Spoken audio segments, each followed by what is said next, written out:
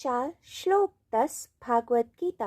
वीतरागा भय क्रोधा मन्मया माम उपाश्रिताः बहवो ज्ञान तपसा पूता मद्भावम् आगताः। अनुवाद।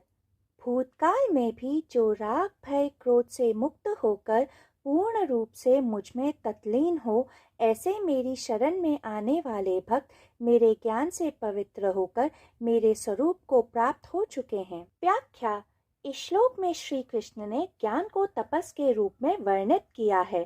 तपस शब्द संस्कृत के मूल शब्द तप से लिया गया है, जिसका अर्थ है प्रज्वलन, जो सूर्य या अग्नि के समान हो।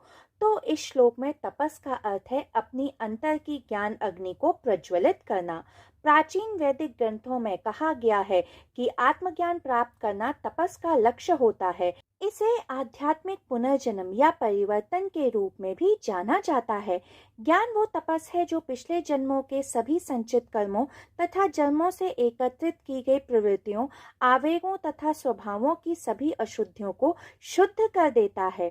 जो मनुष्य इस तपस द्वारा शुद्ध हो जाते हैं, उन्हें पवित्र पुतः कहा जाता है। तो मनुष्य तपस से कैसे शुद्ध होते हैं? राग भय तथा क्रोध का त्याग करके परमात्मा की शरण में आ परमात्मा में लीन होने से राग से उत्पन्न होती है मनुष्य के मन में किसी वस्तु के लिए आसक्ति।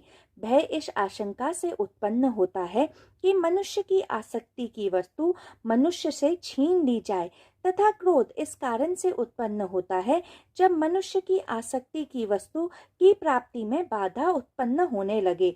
तो देखा जाए तो किसी वस्तु के प्रति आसक्ति अर्थात मोह ही मनुष्य के मन की मलिनता का कारण होता है।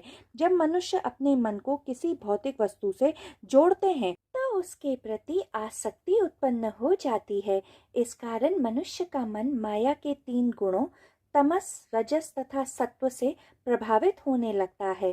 परंतु जब मनुष्य उसी मन को परमात्मा में स्थित करते हैं तो उनकी आध्यात्मिक साधना, उनकी भक्ति उनके मन को शुद्ध कर देती है। जब मनुष्य का अस्तित्व समाप्त हो जाता है तो आत्मबोध हो जाता है, तथा जब आत्मबोध हो जाता है तो मनुष्य का अस्तित्व समाप्त हो जाता है।